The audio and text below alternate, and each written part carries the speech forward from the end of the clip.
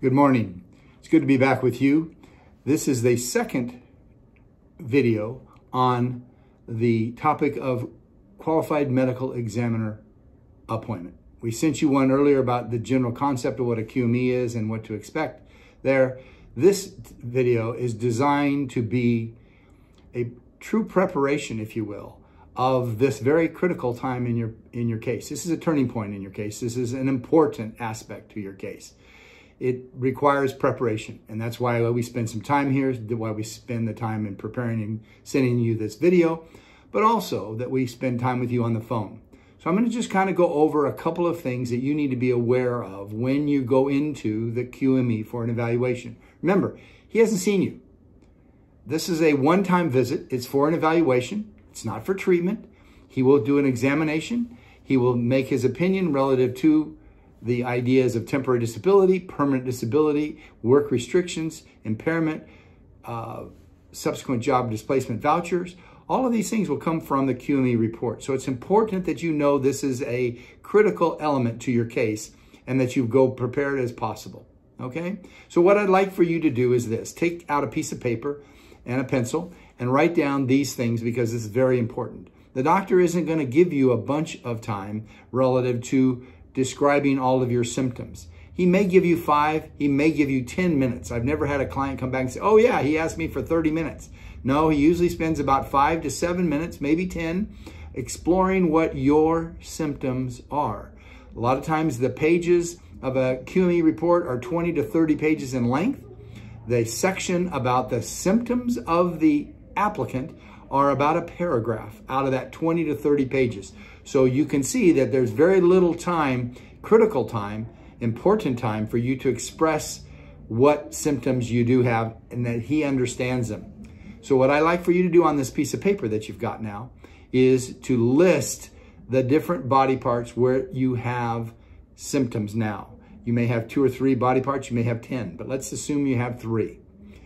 List the first one is the one that bothers you, gives you the most concern first. The second one would be then the part of the body.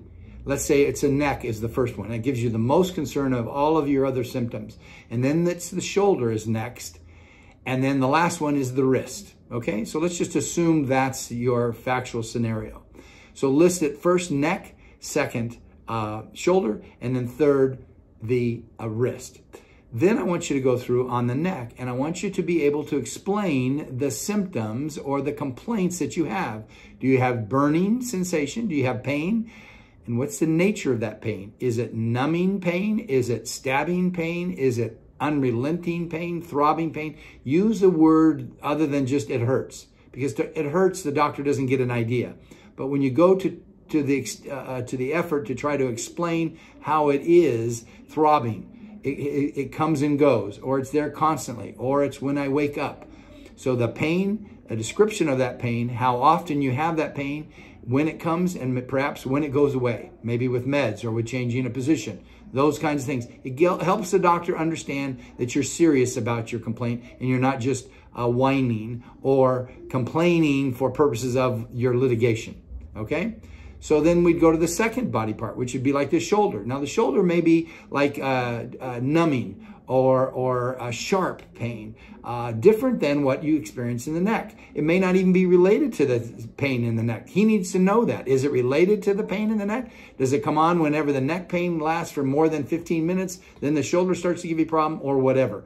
So I want you to list the pain factors or the complaint factors that you have. It's numb. It's range of motion. I can only lift it up to here. I can't go up above. I can only lift it here, and that's it. And that's why, because it's so painful I can't go any farther, or my motion of my shoulder won't go any higher. See? So then he understands that. He's going to test you all that, but in regards to his understanding of the case, it's very important that you try to articulate the symptoms. And then the last one would be, say, your hands. And usually hands, if you've got problems, are numb, or they're tingling, or they're weak, or you can't feel them, or you can't grip with them any longer. Any of those symptoms, please describe them in the order, again, of importance. Because the doctor is supposed to take down everything you say.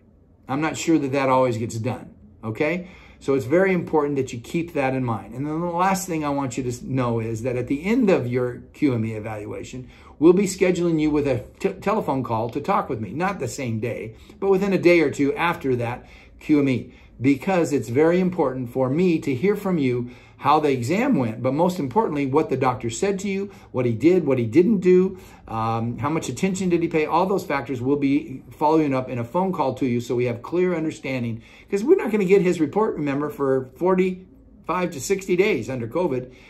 So it really is a long time from when you saw him to when we actually get the report.